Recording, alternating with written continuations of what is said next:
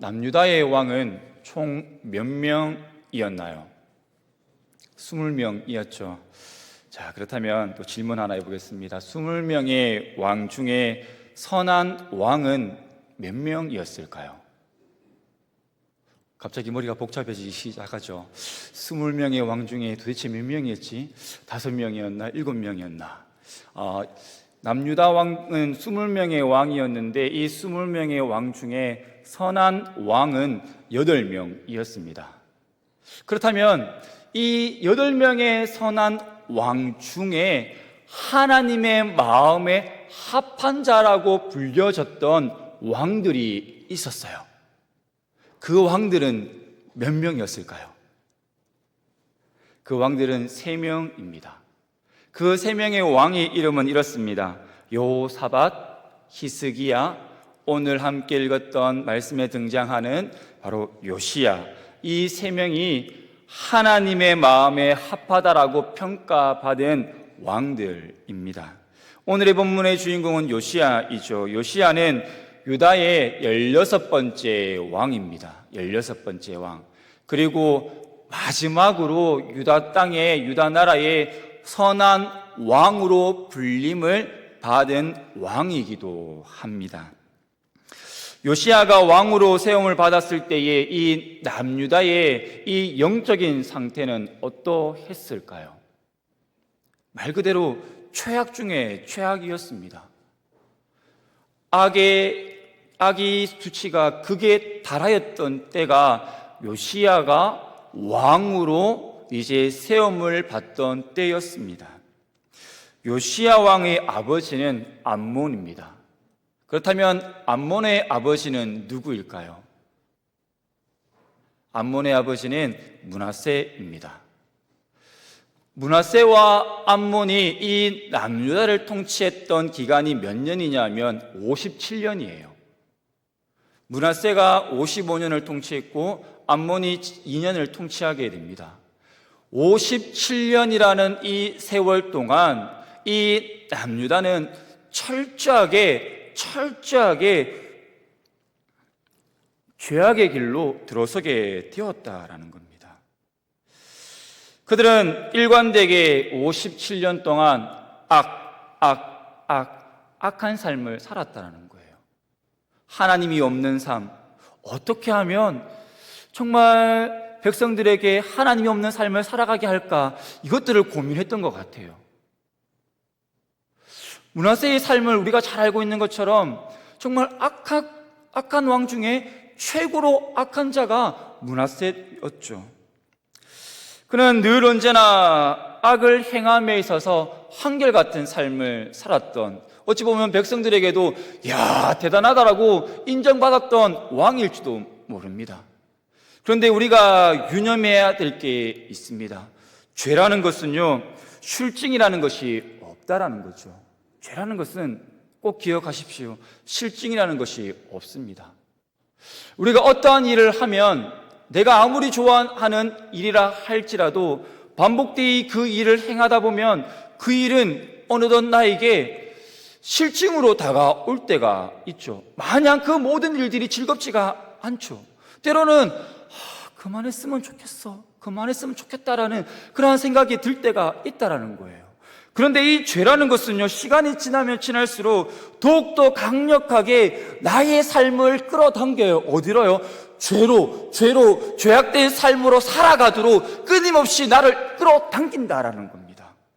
죄가 끌어당기는 힘은요, 놀라울 정도로 24시간 365일 10년, 20년, 30년이 지나도요, 변하지 않는다라는 거예요. 지루함이 없다라는 겁니다. 실증이 나지 않아요. 계속해서 죄 가운데 살아가도록 나를 끌어당긴다라는 거죠. 그래서 에레미야 4장 22절 말씀에 이렇게 기록하고 있습니다. 악을 행하기에는 지각이 있으나 선을 행하기에는 무지하도다.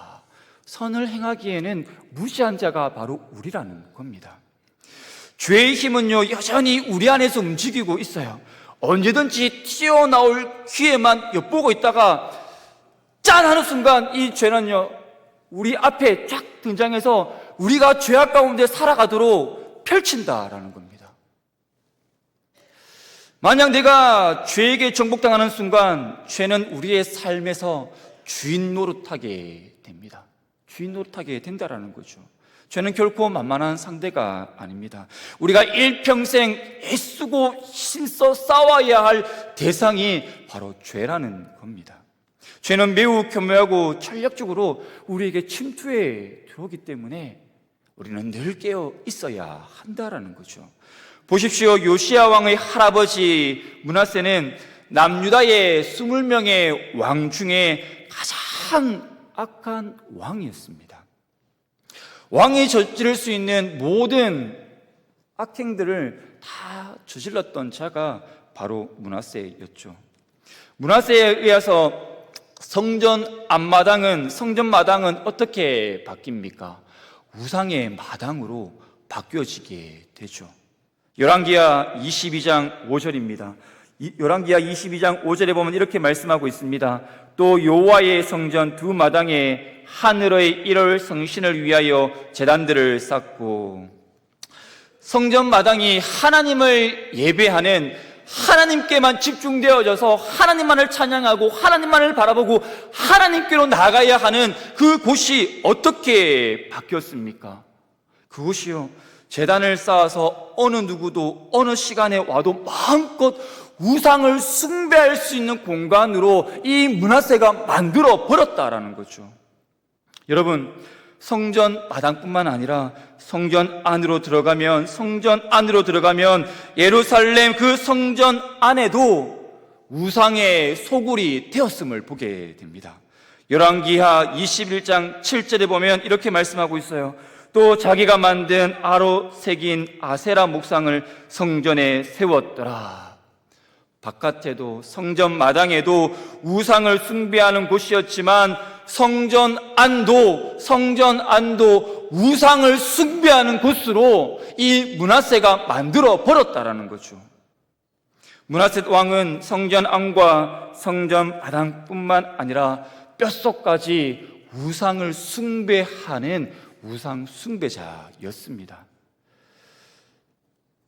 우리가 말씀을 보아 알듯이 이 므낫세는 아들을 우상에게 바치기까지 하였던 자였죠. 므낫세는 어찌 보면 일평생을 우상 숭배하는 것에 애쓰고 힘썼음을 우리는 보게 됩니다.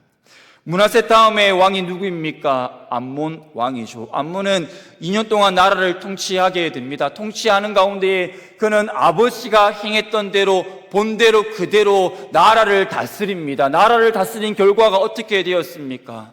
신하들이 더 이상 참지 못하고 반란을 일으키죠. 그래서 신하들에 의해서 죽임을 당하게 됩니다. 남유다는 57년이라는 이 세월 동안 말 그대로 쑥대밭이 되어 버렸습니다. 우상의 도시가 되어 버린 것이죠. 무엇보다도 하나님의 은혜의 출구인 이 예루살렘 성전은요, 우상 숭배의 성전이 되었습니다. 은혜의 입구를 저주의 출구로 만들어 버렸다라는 거죠. 은혜의 샘이 저주의 웅덩이가 되어졌습니다. 말 그대로 하나님이 없는 나라가 되어졌다라는 것이죠. 그렇다면 여러분, 남유다의 이 모든 상황, 어찌 보면 철저하게 우상의 도시가 된 이곳을 뒤집어 엎어 놓으려면, 바꾸려면 하나님의 나라로, 하나님께 집중하는 그 도시로, 나라로 만들려면 어떠한 왕이 세움을 받아야 할까요? 암몬은 죽었습니다. 죽은 이후에 누가 이 나라를 다스려야 할까요? 남유다의 모든 상황을 뒤집어 놓으려면 강력한 왕, 능력이 많고 리더십 있고 전략과 전술이 뛰어나고 강력한 카리스마가 있는, 힘이 있는, 절대 권력을 가진 그러한 왕이 세워져야 할 것 같지만 이것은 어찌 보면 인간적인 생각이죠. 그런데 오늘 말씀해 보면 누가 등장을 합니까?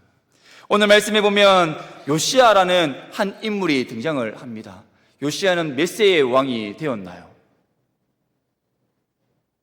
몇 세의 왕이 되었죠? 8세의 왕이 됩니다. 8세의 어린 나이에 왕이 되어졌어요.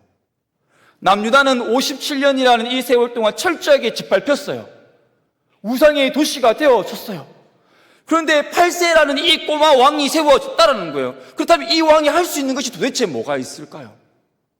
잘 한번 생각해 보십시오. 8세 아이, 우리가 자녀를 키웠을 때 이 8세 때 이 아이가 할 수 있는 일이 무엇이 있었습니까? 아무것도 할 수 있는 것이 없죠.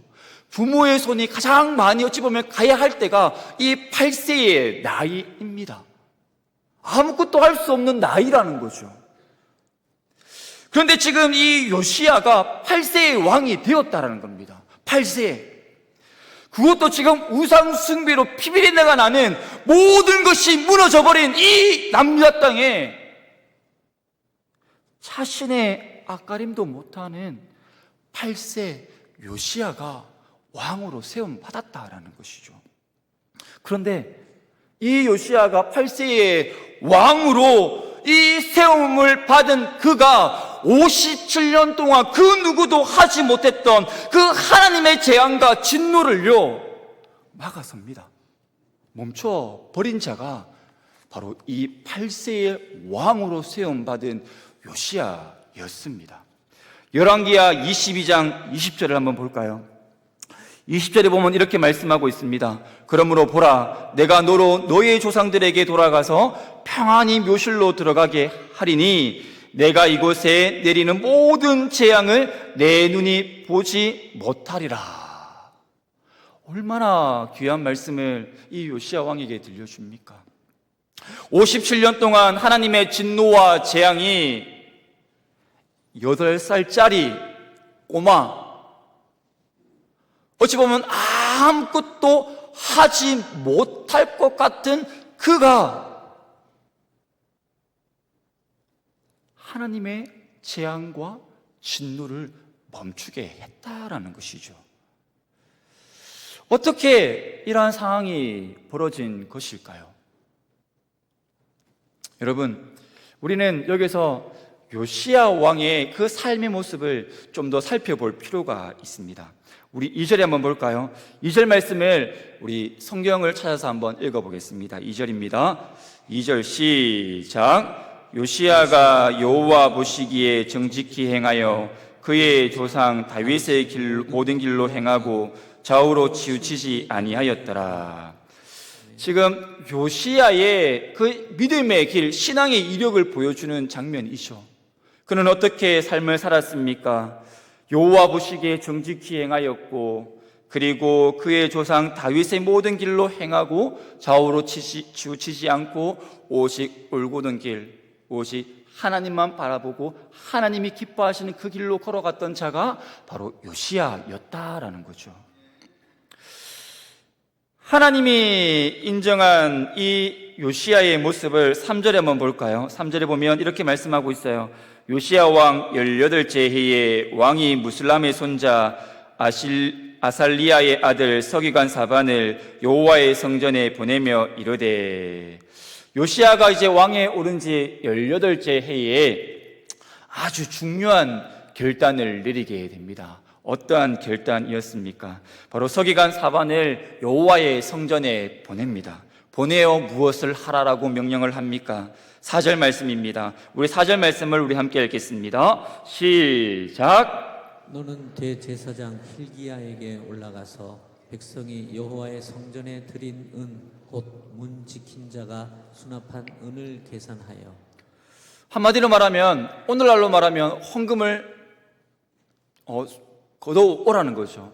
성전함이 있는데 그곳에 가서 18년 동안 모아둔 이제 은이라는 헌금이 있어. 그것을 너는 챙겨 오라는 겁니다. 그래서 그것을 가지고 와서 18년 동안 이제 모아진 그 성전 안에 모아진 그 헌금을 가지고 요시야는 무엇을 하라고 명령을 합니까?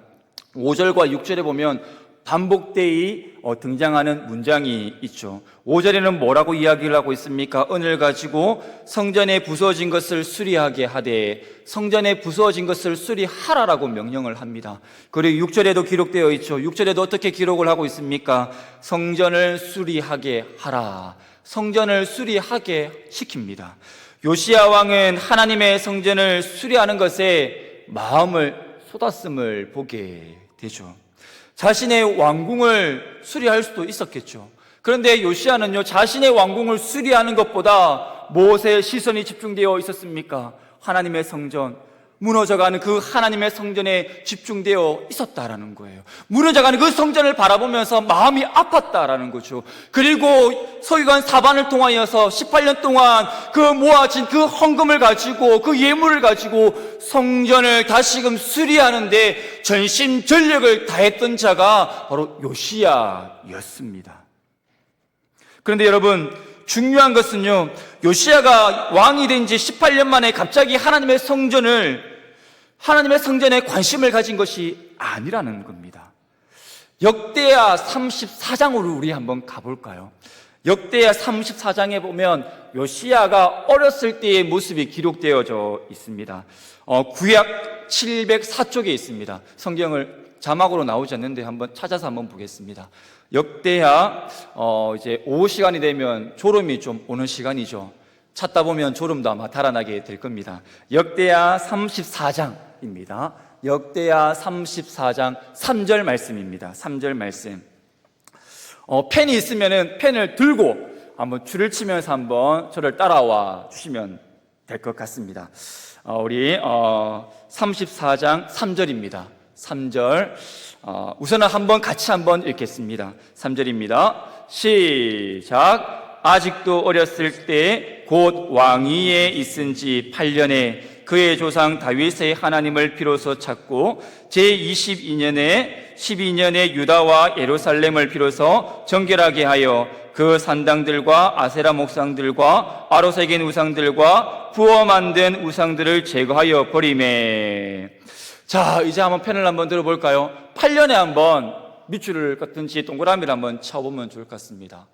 8년에 이 요시야가 왕이 오른 지 8년에 무엇을 했다라고 하고 있나요?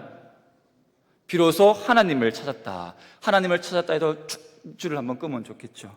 그리고 12년째에는 무엇을 했다라고 하고 있습니까? 각종 우상을 제거해 버렸다라는 겁니다. 각종 우상을 12년째에 제거해 버렸다라는 거예요. 그러면서 오늘 본문으로 쫙 하고 돌아가 보면 요시야가 18년째에는 무엇을 했습니까? 18년째에는 이스라엘 백성들이 마음껏 하나님께 나아가서 예배할 수 있도록 성전을 다시금 수리하였다라는 것이죠. 요시야는 어린 나이에 왕으로 세움을 받게 됩니다.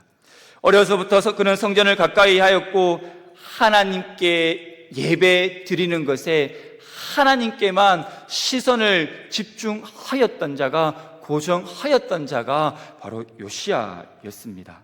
자신뿐만 아니라 우상 숭배에 흠뻑 젖어들어 있었던 그 남유다 그 백성들을 다시금 하나님께로 돌아오게 한 자가 누구다? 바로 요시야 왕이었다라는 거죠.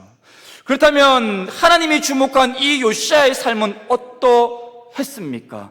요시야는요, 일평생 하나님을 예배한 자였습니다.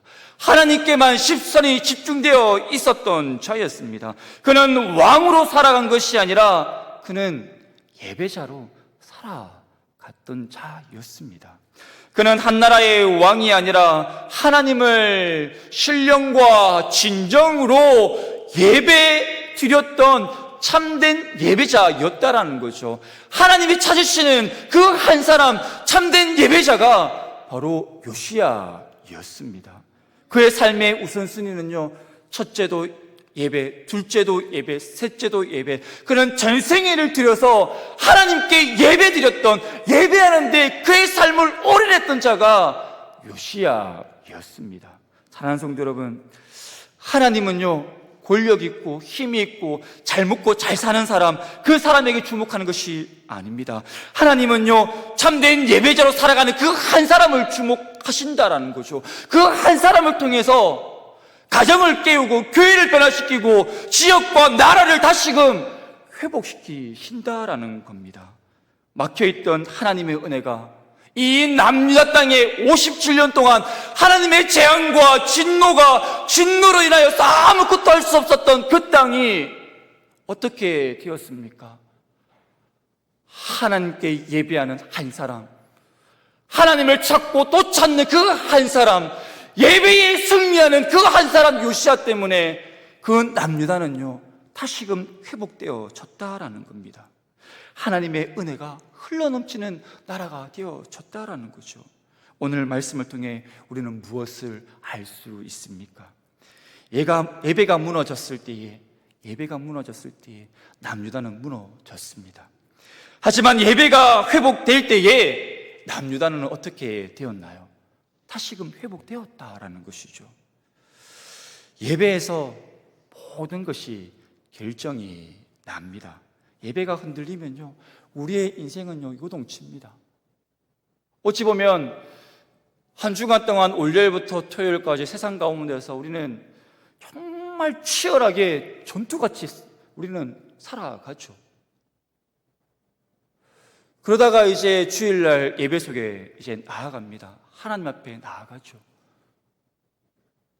그런데 이 예배에 왔을 때 여러분의 모습을 잘 한번 생각해 보십시오. 예배에 앉아있는 나의 모습을 한번 생각해 보십시오.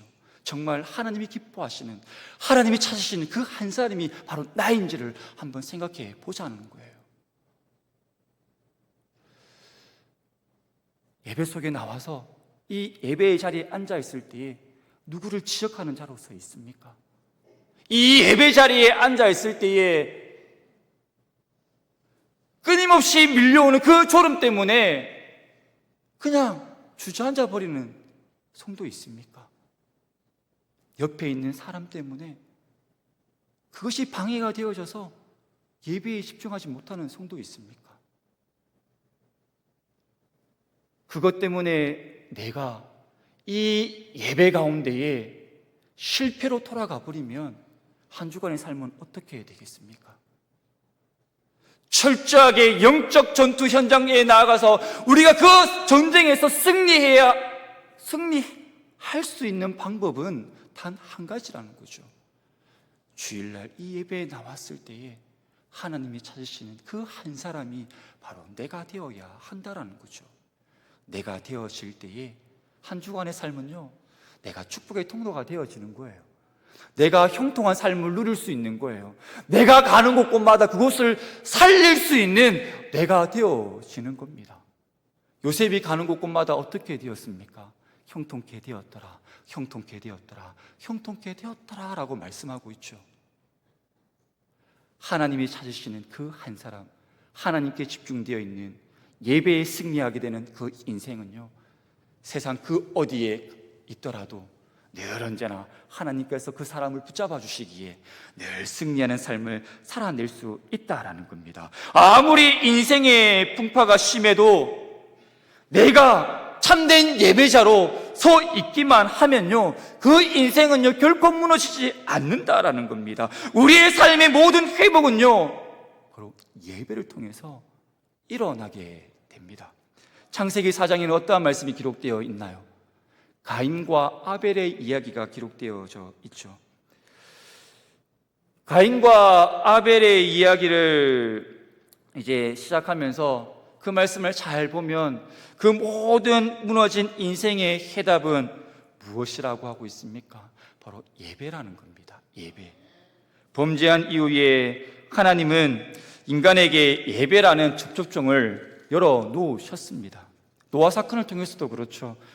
우리에게 분명히 이 노아 사건을 통해서 우리에게 분명히 말씀하고 있는 것이 있습니다. 하나님께서 죄악으로 가득한 이 세상을 물로 다 쓸어 버리셨죠. 그리고 노아 가족만 남게 됩니다. 방주에 나오기 전에 노아는 아마 많은 고민들을 했을 것 같아요. 그렇지 않습니까?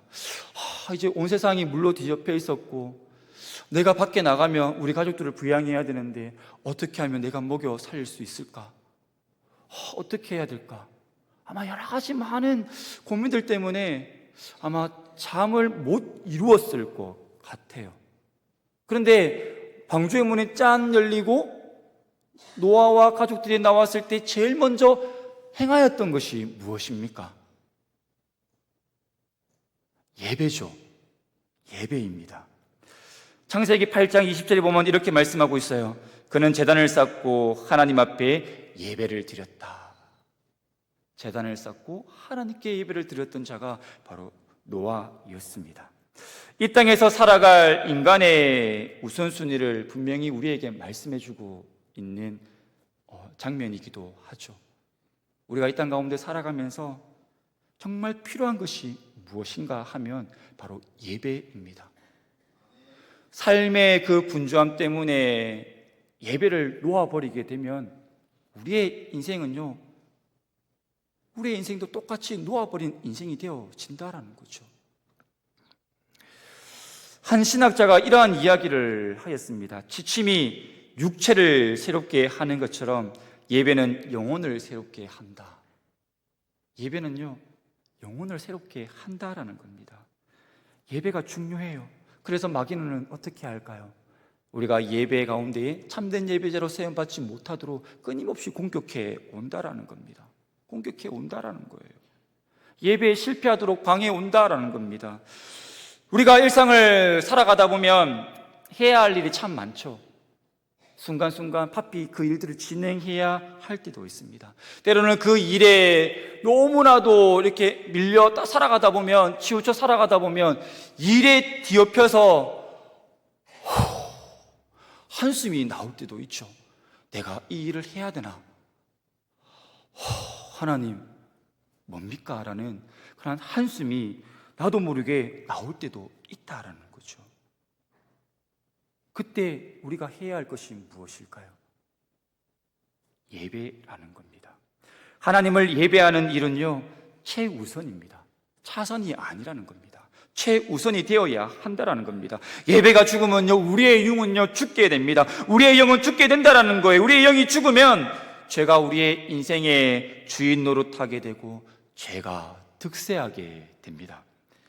예배에서 우리가 승리하지 못하면요, 넘지 말아야 할 중앙선을 넘게 되어지는 것과 같은 인생의 길로 들어서게 됩니다. 중앙선을 운전하다가 중앙선을 넘게 되면 어떻게 됩니까? 큰 사고가 일어나게 되는 거죠. 자칫 잘못하면 목숨을 잃어버릴 수도 있죠.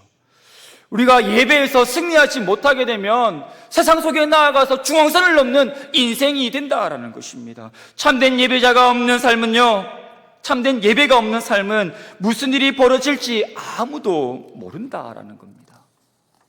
사랑하는 성도 여러분, 우리를 지키는 것은 어떠한 권력, 어떠한 재물, 내가 가지고 있는 그러한 수많은 인맥들이 아니라는 것입니다.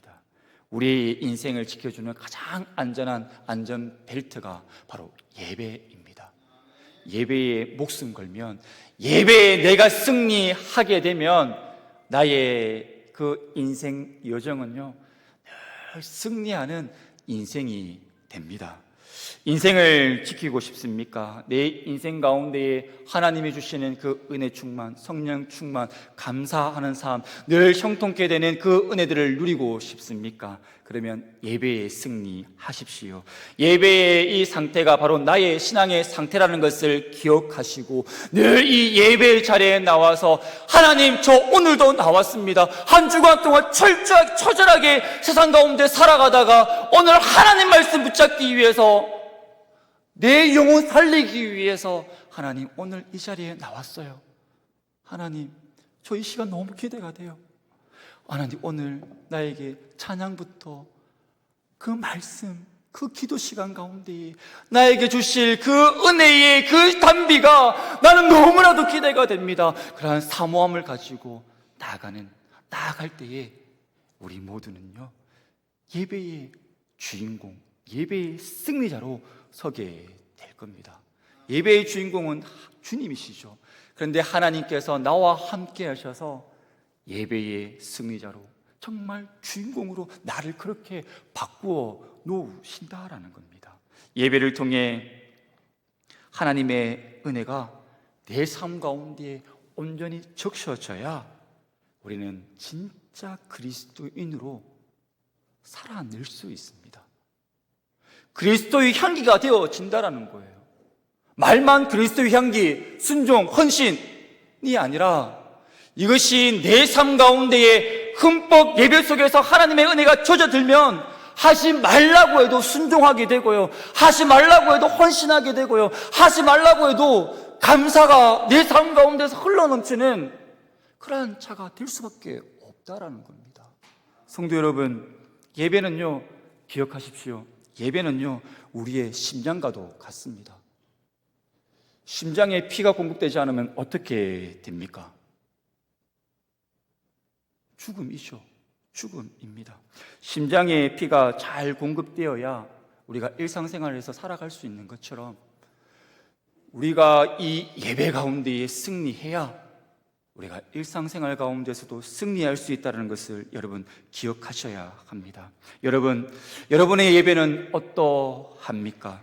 예배가 형식화되어 있지는 않습니까? 습관처럼 주일날이 되면 가야지, 아침에 눈을 뜨고 옷을 입고 그렇게 나오지는 않습니까? 저는 어릴 적부터 부모님이 저한테 가르쳤던 것이 있어요. 진현아, 내일 주일이지. 내일 뭐 입고 갈래? 옷 준비해놔. 그래서 저는 모든 옷을 미리 딱 세팅을 딱 해놓고 가장 깨끗한 옷으로 준비를 딱 해놓고 잠을 청하였습니다. 지금 저희 가정에서도 그렇게 가르치고 있고요. 저도 토요일이 되면은 내일 입고 갈 옷을 미리 다 준비를 해 놓습니다. 준비됨이 필요한 거죠. 주일날 아침에 분주하게 내 옷 찾았는데 내 양말이 어딨노, 내 옷이 어딨노, 내 잠바가 어딨노, 이러는 순간 어떻게 될까요? 분주함 때문에 예배에 나와서도 은혜가 떨어진다라는 거예요. 그래서 모든 이 예배에 있기 전에 먼저 준비됨이 필요하다라는 겁니다. 예배에 있어서 여러분은 어떻습니까? 감격이 사라져 있지는 않습니까? 시간이 될 때만 코로나 이후에 신앙 복음화율이 20% 이상이 떨어졌다라고 하죠.